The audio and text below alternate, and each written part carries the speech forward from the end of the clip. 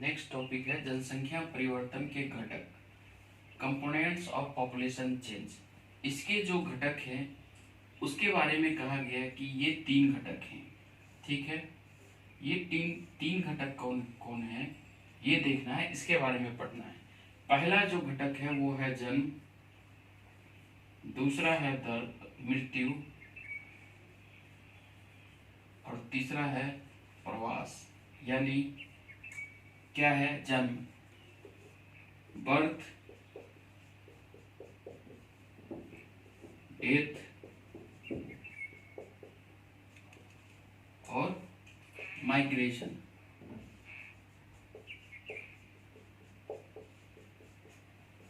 यहां समझना है जो चीज, वो पहले समझना है जन्म। इस जन्म को क्या कहते हैं? इस जन्म को कहते हैं प्रजनन दर, फर्टिलिटी रेट। फर्टिलिटी रेट, इसको क्या कहते हैं? इसको कहते हैं मृत्यु दर, मोर्टिलिटी रेट। ये क्या होता है? इसको मापने का एक फॉर्मूला है। ठीक है, मापने का फॉर्मूला है जिसको कहते हैं अशोधित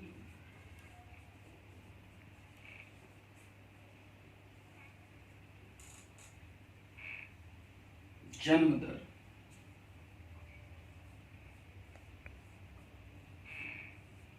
अशोधित जन्म दर तो क्रूड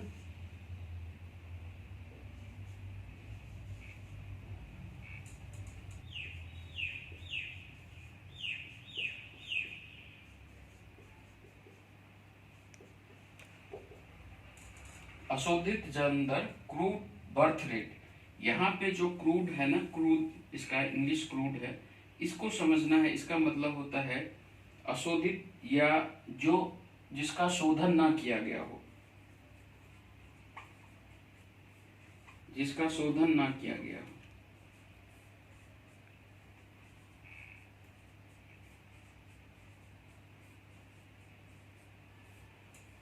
जैसे आपने सुना होगा क्रूड ऑयल।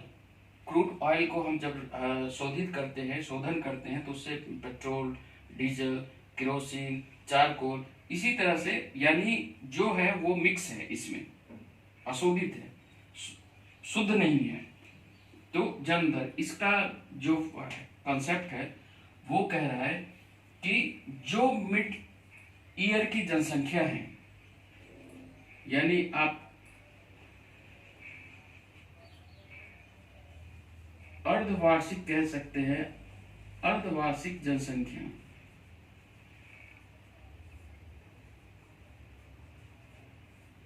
जो मिड ईयर की जनसंख्या है, टोटल पॉपुलेशन, उसको अगर पूरे साल में जन्मे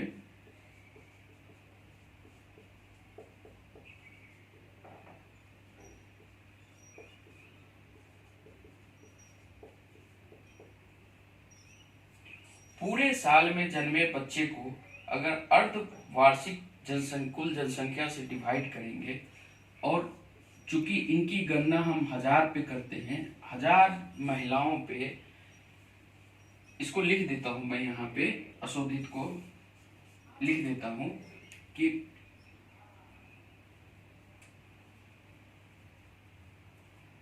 प्रत्येक वर्ष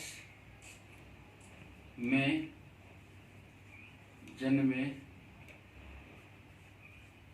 1000 महिलाओं पे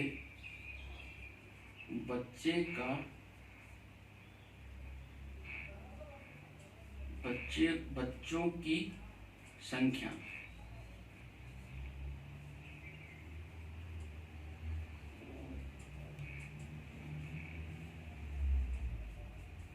स्तर पर कुल जनसंख्या। ठीक है, तो इसमें अगर ये फॉर्मूला होता है उसका। 1000 पॉपुलेशन हो, यानी 1000 महिलाओं हो, ठीक, टोटल जनसंख्या है, और साल में जन्मे बच्चों की संख्या है। ये जो कंसेप्ट है अशोधित क्यों है, इसके जो जिसका शोधन नहीं किया गया, तो क्यों नहीं, ऐसी क्या बात है? ये इसमें क्या है कि जो महिलाएं प्रजनन के कार्य में नहीं शामिल होते हैं, या जो बच्चे हैं उनको भी इनमें शामिल कर लिया जाता है इस फॉर्मूला में, ठीक है ना। उसके बाद जो रेशियो है मेल फीमेल का, उसको ध्यान में नहीं रखा जाता है। इसकी वजह से ये अशोधित है, इसलिए इसका नाम रखा गया अशोधित जन्म दर। जो मृत्यु दर है उसको भी इसी फॉर्मूला से निकालते हैं। फॉर्मूला यही है, CDR, है ना, क्रूड डेथ रेट। इसका भी फॉर्मूला यही है, और ये फॉर्मूला है कि डेथ को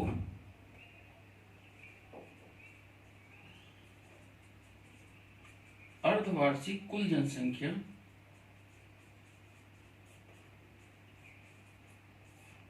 इंटू 1000, ये इसका भी यही फॉर्मूला है। यानी कुल जनसंख्या, डेथ हो, मृत्यु हो, उसमें इससे डिवाइड करने पर, और इंटू 1000, चूंकि संख्याएं महिलाओं हैं, 1000 महिलाएं पे काउंट किया जाता है, 1000 महिलाएं निकालने पर मृत्यु, और मृत्यु की परिभाषा मैंने आपको पहले बता दिया है, ठीक है। माइग्रेशन देखना है, माइग्रेशन के बारे में देखना है। जो माइग्रेशन है प्रवास, ठीक है, प्रवास का मतलब समझना है माइग्रेशन की। प्रवास में 2 पॉइंट होते हैं, 2 बिंदु होते हैं, ठीक है। एक होता है उद्गम केंद्र, दूसरा होता है गंतव्य।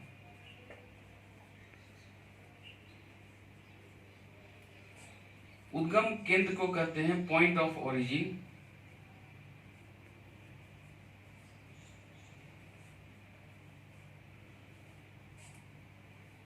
और जो गंतव्य होता है वो होता है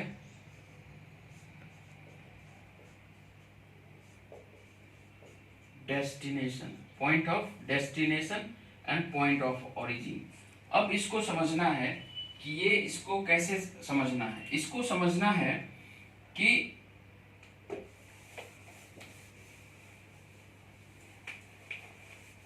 जैसे 2 देश हैं, ठीक है, 2 देश क्या है, मान लो कि भारत और अमेरिका 2 देश हैं। तो भारत और अमेरिका के परिप्रेक्ष्य में अगर समझें तो एक भारत है, यहां मान लो भारत है, एक यहां अमेरिका है, ठीक है। भारत से कोई व्यक्ति जाके अमेरिका में पहुंच गया, भारत से अमेरिका जाके ये पहुंच गया, तो ये हो जाएगा क्या, पॉइंट ऑफ ओरिजिन, यानी उद्गम केंद्र। उस व्यक्ति के लिए ये उद्गम केंद्र है, और अमेरिका पहुंचना ये हो जाएगा गंतव्य।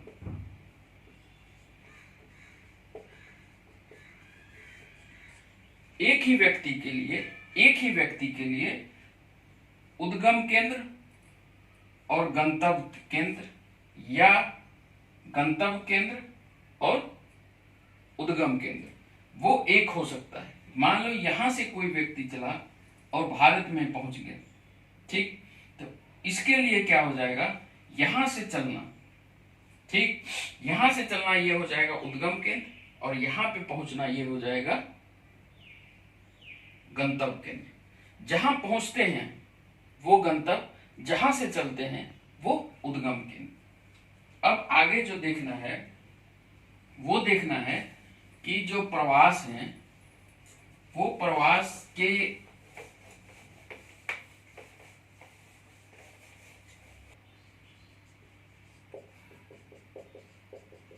इसको देखना है, इसको देखना है। तो प्रवास तो हो सकते हैं एक अस्थाई, एक हो सकता है अस्थाई, अस्थाई या मौसमी कह सकते हो, मौसमी। ये क्या होता है, अस्थाई प्रवास क्या होता है कि कहीं पे जाके बसना। ठीक, जैसे बिहार है, यूपी है, बिहार है, और मान लो ये दिल्ली है। तो बिहार से लोग आके अस्थाई तौर पे दिल्ली एनसीआर या दिल्ली के किसी भी कहीं कहीं बीच बीच में लोग आगे बस गए। तो ये जो बिहार से आके दिल्ली बसना, ठीक है, ये हो गया अस्थाई प्रवास। ठीक है। अस्थाई प्रवास क्या होता है या मौसमी प्रवास क्या होता है कि मान लो कि फसल, गांव में लोग खेती करते हैं, दो फसल के बीच में या अभी बोने का टाइम है, मान लो खरीफ फसल अभी बोने का टाइम है, तो बोने के टाइम में जब फसल बोया जाता है, फसल बोने के टाइम में लोग गांव में रहते हैं, खेती करते हैं। फिर क्या होता है, फसल काटना होता है। इस बीच में जो ड्यूरेशन होता है 2 महीने का, 2.5 महीने का, 3 महीने का, उस 3 माह 2 माह के लिए या 1 माह के लिए लोग वहां से क्या होते हैं कि यहां से आके फिर दिल्ली जैसे नगरों में क्या होता है, काम करने लगते हैं यहाँ, या किसी दूसरे स्टेट में जाके काम करने लगते हैं। और जब फसल काटना हो तो यहां से फिर वापस आ जाते हैं फसल काटने के लिए। ये होता है अस्थाई प्रवास या मौसमी प्रवास। अब इसमें जो देखना है वो देखना है आप्रवास और उत्प्रवास। तो आप्रवास और उत्प्रवास मैंने एक्चुअल जब जनसंख्या ग्रोथ पढ़ा रहा था उस टाइम पढ़ाया था। मैं एक बार फिर से चर्चा कर देता हूं। प्रवास के एक होता है आप्रवास, एक होता है उत्प्रवास।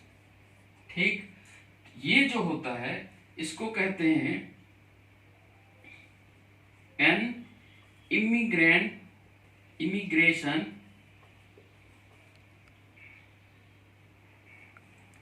goes to somewhere। इसको कहते हैं एन इमिग्रेशन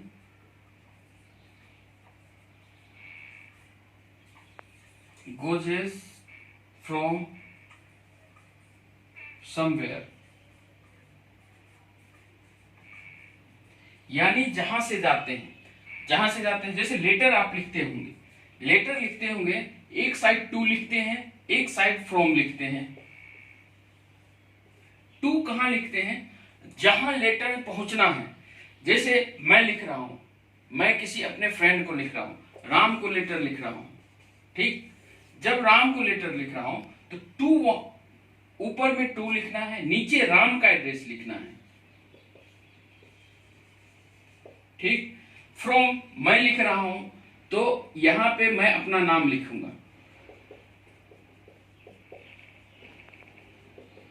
ठीक है ना। ये टू आप देखेंगे यहां है। ठीक, जहां पहुंचना है। आप्रवास वहां वो होता है, अभी बताया था कि कहीं से चलें और कहीं पहुंच जाएं। यहां से चला, यहां पहुंच गया। भारत से चला, अमेरिका पहुंच गया। अमेरिका क्या हो गया, आप्रवास। अमेरिका पहुंचने के बाद आप्रवास। और फ्रॉम कहां से, भारत से, तो भारत उत्प्रवास। यहां तक क्लियर है। अब देखना है इसमें, वो देखना है आपको प्रतिकर्ष कारक और अपकर्ष कारक। ठीक है, ये क्या है प्रतिकर्ष और, ठीक है, दो बातें हैं। एक तो होता है कि प्रतिकर्ष और एक होता है प्रतिकर्ष और एक होता है अपकर्ष। ठीक, तो ये जो होता है ये कारक होते हैं। कारक यानी प्रवास को प्रभावित करने वाले जो कारक हैं वो प्रतिकर्ष है, ठीक, और ये क्या है, अपकर्ष है। प्रतिकर्ष में क्या होता है कि पुश फैक्टर होते हैं, और अपकर्ष में क्या होता है, पुल फैक्टर होते हैं। जैसे इसको समझना है, आप किसी क्षेत्र में रह रहे हैं, ठीक, किसी क्षेत्र में रह रहे हैं, उस क्षेत्र में सामाजिक आर्थिक स्थिति अच्छी हो,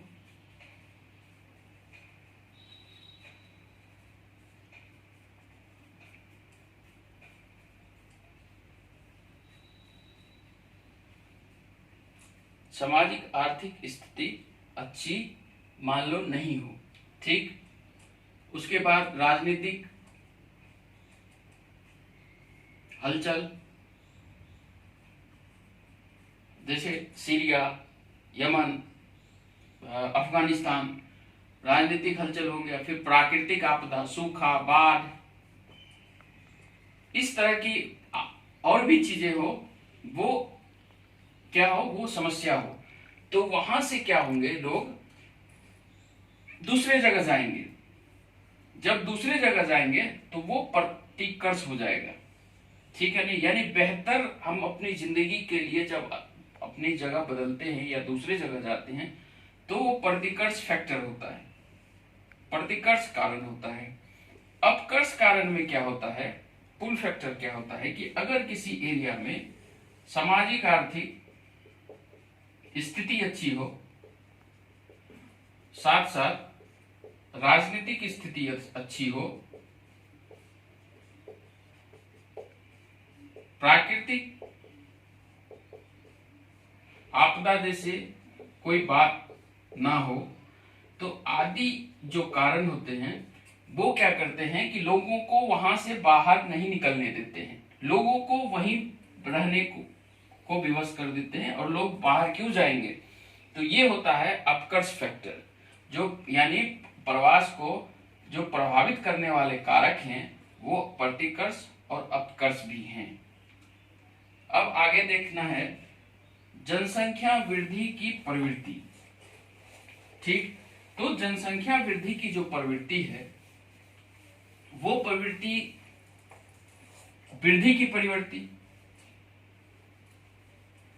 कैसी रही है, यानी जब से मानव का विकास हुआ है तब से देखना है कि वो प्रवृत्ति कैसी रही है।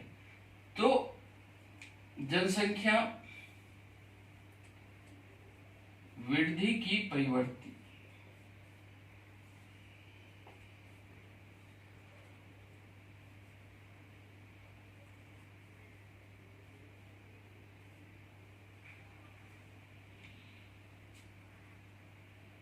ठीक है। तो मानव की विकास के बाद ऐसा माना गया, मानव की, या कह सकते हैं कि जो कृषि है, कृषि का जब से प्रारंभ हुआ है 8000 ईसा पूर्व से लगभग 12000 ईसा पूर्व, तब से जो जनसंख्या का आकार था वहां से 1 करोड़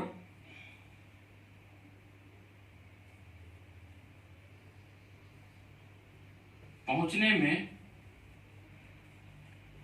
कितना समय लगा, ये कह रहा है कि वहां से अब पहुंचने में लगभग 20 लाख साल लग गए, ठीक। अब आपको देखना है 16वीं और 17वीं शताब्दी की बात। 16वीं और 17वीं शताब्दी की जो जनसंख्या है उसमें जो परिवर्तन आया है वो परिवर्तन आया है किसके वजह से, औद्योगिक क्रांति से। औद्योगिक क्रांति ने क्या किया है कि लोगों का लाइफ स्टाइल बढ़ा दिया है, लोगों की आय बढ़ा दी है। तो जब लोगों की आय बढ़ता है ना तो शिक्षा स्वास्थ्य पे लोग खर्च करते हैं, और जब खर्च करते हैं तो क्या होता है कि जनसंख्या बढ़ना शुरू हो जाता है, मृत्यु दर कम हो जाता है। ठीक।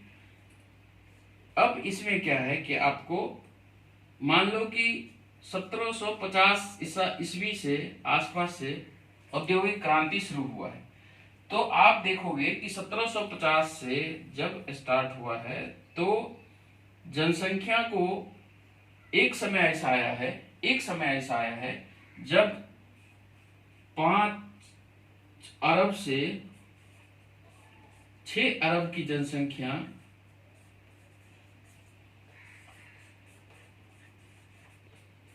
पहुंचने में कितना समय लगा? 100 सालों से भी कम लगा है।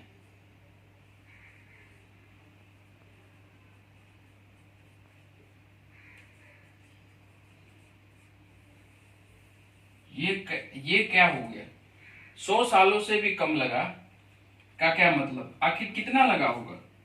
जो ये मैं इसलिए बता रहा हूं, 100 साल बहुत होते हैं और यहां देखा लाख में, यहां 100 साल बहुत होते हैं, तो 100 साल भी नहीं लगा, तो कितना लगा?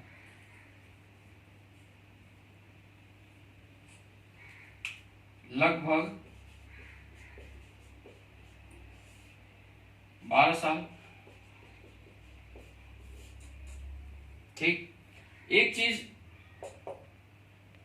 चीज जो यहां देखना है आपको, सबसे इंपॉर्टेंट वाली बात, वो बात ये है कि लास्ट के जो 500 वर्ष है ना, विगत 500 वर्षों में जनसंख्या 10 गुना की रफ्तार से बढ़ी है। ठीक है। और हम 20वीं सदी की बात करें, 20वीं सदी का क्या मतलब? 20वीं सदी, तो 20वीं सदी की बात का क्या मतलब? 1900 ईस्वी से लेके 2000 ईस्वी। तो 1900 से लेके 2000 की जो ईस्वी है, इसमें जो जनसंख्या है वो 4 गुना बढ़ी है। ठीक है। और वर्ल्ड बैंक की एक डाटा है जिसमें ये बताया गया है कि जनसंख्या में प्रत्येक साल 8 करोड़ नए लोग जुड़ जाते हैं।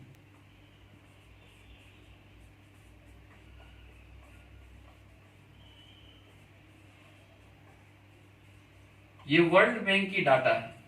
वर्ल्ड बैंक कह रहा है कि जनसंख्या में प्रत्येक साल 8 करोड़ नए लोग जुड़ जाते हैं। तो जनसंख्या वृद्धि की ये प्रवृत्ति रही है, ट्रेंड रहा है कि किस दौर में जनसंख्या बढ़ने की प्रवृत्ति कैसी रही है। इसको पढ़ना है। ठीक है, पढ़ना आराम से है कि पहले जो 1 करोड़ की जनसंख्या है उसको पहुंचने में 10 लाख वर्ष लग जाते हैं। ठीक। उसी तरह से 16वीं शताब्दी में औद्योगिक क्रांति को समझना है और अभी का जो ट्रेंड है 500 वर्षों का, ये बढ़ना है और समझना है कि ऐसा क्यों हो रहा है अभी के हाल में। अब जो देखना है मेन टॉपिक, लास्ट टॉपिक, वो मैं बताता हूं। अभी इंपॉर्टेंट टॉपिक है जनांकीय संक्रमण,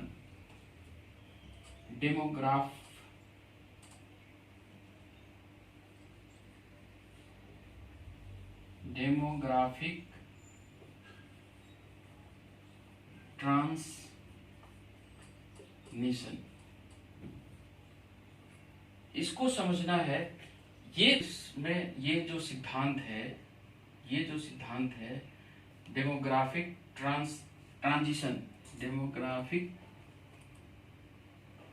ट्रांजिशन, उसका जो सिद्धांत है वो सिद्धांत ये कह रहा है,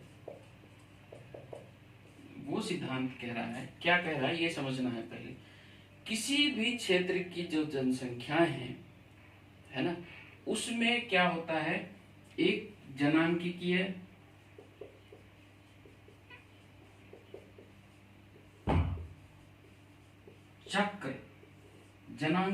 चक्र होता है। वो चक्र क्या है? वो चक्र ये है कि किसी भी क्षेत्र की जनसंख्या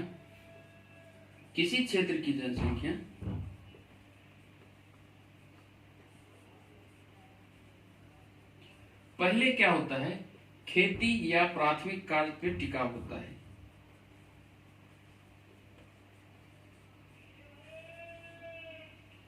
प्राथमिक कार्य पे टिका होता है, ठीक है। बाद में क्या होता है कि औद्योगिक या नगरीकरण वहां शुरू हो जाता है आसपास या कहीं और, तो उससे क्या होता है, औद्योगिक और नगरीकरण में परिवर्तन से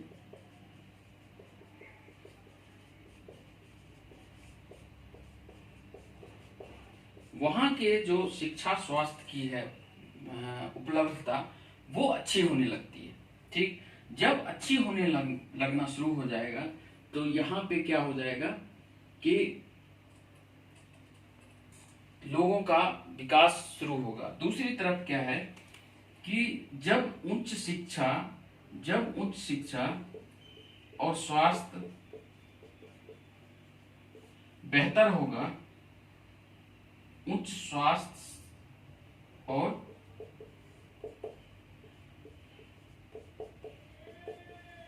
उच्च शिक्षा का स्तर बेहतर होगा। ये बेहतर होने से क्या होगा कि जन्म दर और मृत्यु दर ये क्या होंगे, कम हो जाएंगे,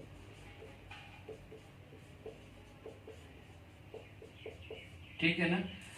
जब ये कम होंगे तो एक चक्र बन गया, पहले इस अवस्था में, फिर इस अवस्था में, फिर इस अवस्था में। तो इसको समझना ऐसे है, इसको समझने के लिए आपके पास 3 स्टेप हैं जनांकीय चक्र को समझने के लिए, या जनांकीय संक्रमण को समझने के लिए आपके पास 3 स्टेप हैं। वो क्या क्या स्टेप है इसको समझना है, वो देखना है आपको। फर्स्ट स्टेप में अगर देखोगे आप, फर्स्ट स्टेप में तो इसमें कह रहा है कि जो पहले जनसंख्या था उनको जो स्वास्थ्य, शिक्षा या जो पहले हमारे पूर्वज होते थे उनमें क्या था कि उच्च जन्म दर और उच्च मृत्यु दर। ऐसा क्यों? उच्च जन्म दर और उच्च मृत्यु दर इसलिए होता था कि पहले शिक्षा और स्वास्थ्य या रहन सहन, स्टैंडर्ड ऑफ लिविंग जिसको कहते हैं, उसका स्तर बहुत निम्न था। तो उसका स्तर निम्न होने की वजह से क्या होते थे कि बच्चे जो पैदा होते थे वो डेथ कर जाते थे।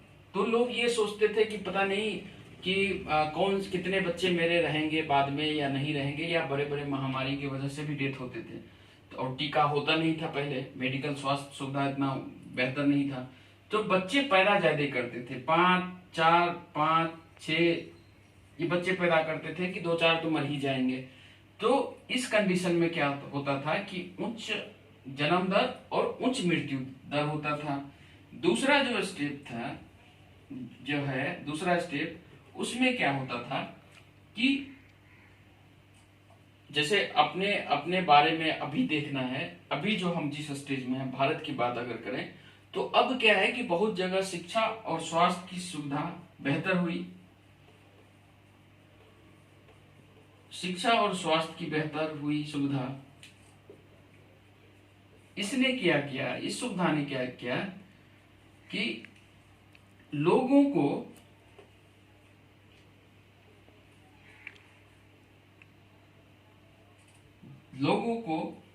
में क्या हुआ कि ये एक जागरूकता हुई, ठीक है। जागरूकता होने के बाद क्या हुआ कि जन्म दर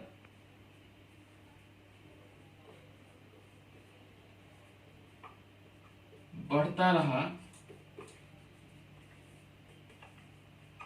और मृत्यु दर कम हो गया।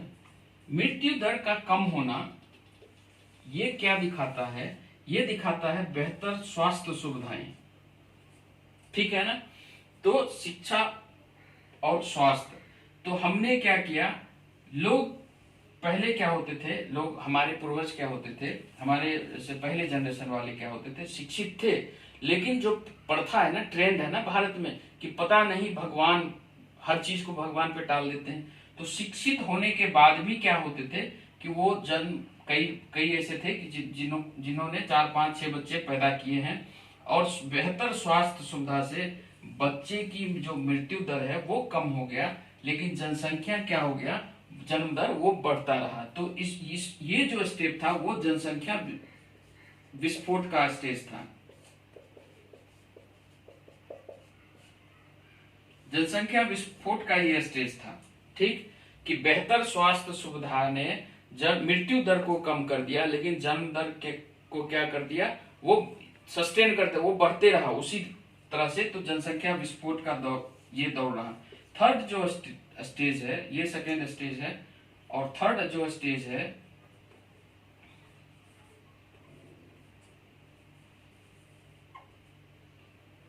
वो स्टेज है कि शिक्षा और स्वास्थ्य दोनों बेहतर होने की वजह से, ठीक, लाइफ स्टाइल बेहतर होने की वजह से जन्म दर भी कम हो गया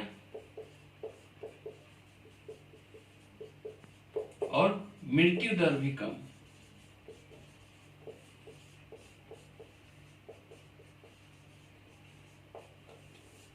यानी दोनों कम हो गए, जन्म दर भी कम हो गया और मृत्यु दर भी कम हो गया। तो जन्म दर और मृत्यु दर ये दोनों कम होने की वजह से क्या हो गया, जनसंख्या जो है, जनसंख्या का जो वृद्धि है वो रुक गया या धीरे धीरे बढ़ रहा है, धीरे धीरे बढ़ रहा है। हालांकि अगर इसको मैं आगे पढ़ाऊंगा कि ऐसे बहुत से कंट्री हैं, ठीक है, जब हम पढ़ेंगे ना 4th चैप्टर, तो उसमें मैं बताऊंगा कि बहुत से ऐसे कंट्री हैं जो विकसित कंट्री हैं, विकसित देश जो हैं, उसमें क्या हो गया, जो ग्रोथ है, पॉपुलेशन ग्रोथ, वो माइनस निगेटिव ग्रोथ है।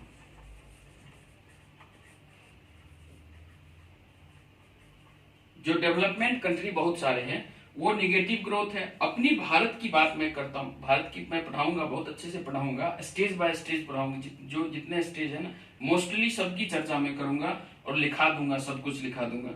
जो निगेटिव ग्रोथ है वो भारत की मैं फिलहाल बता देता हूं, केरल, तमिलनाडु, इसी तरह से जो कुछ स्टेट हैं भारत में भी जिनकी ग्रोथ रेट नेगेटिव है, ठीक है ना। तो ये था जनांगीय संक्रमण, डेमोग्राफिक ट्रांजिशन।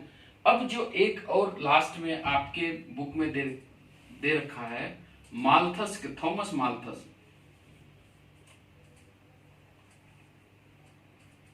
उन्होंने एक बात कही थी, वो 1993 की बात है।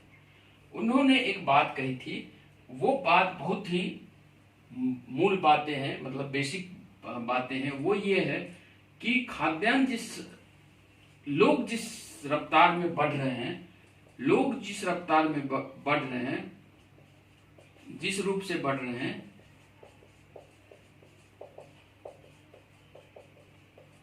खाद्यान्न नहीं बढ़ रहा है।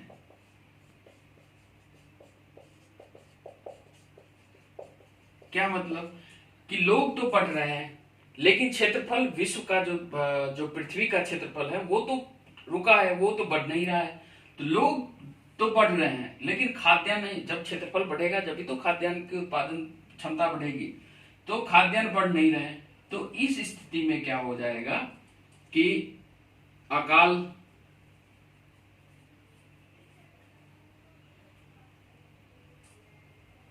इस स्थिति में एक बात है, जो अकाल, महामारी जैसे जो कारक हैं, उससे क्या होगा, युद्ध, ये कारण उत्पन्न होगा, और ये कारण जो है फिर से जनसंख्या को क्या करेगा, कम करेगा।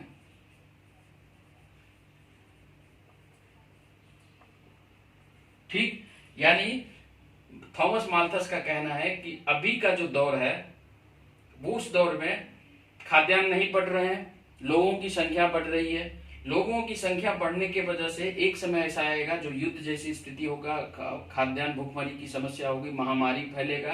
तो जब ये फिर से युद्ध, महामारी, खाद्यान्न की समस्या, इनसे लोगों की मृत्यु होगी, तो फिर से क्या होगा, जनसंख्या का कम होना शुरू होगा। ये था आपका ये टॉपिक, आज पूरा कंप्लीट किया। नेक्स्ट एक क्लास लूंगा जिसमें क्वेश्चन डिस्कशन करूंगा, और उसमें मैं कोशिश करूंगा कि जो बच्चे कहीं कुछ बातें रह गई उसको मैं कंप्लीट करूं। All the best.